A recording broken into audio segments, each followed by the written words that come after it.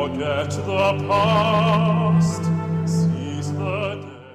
What makes this piece special is having this story told by this world-class company of singers and dancers and actors who have all been directly affected by it and have all got a direct link into the music that's used in the piece. This is incredibly powerful. When I was 17, I won the school poetry competition. I'm not boasting here, it's an example.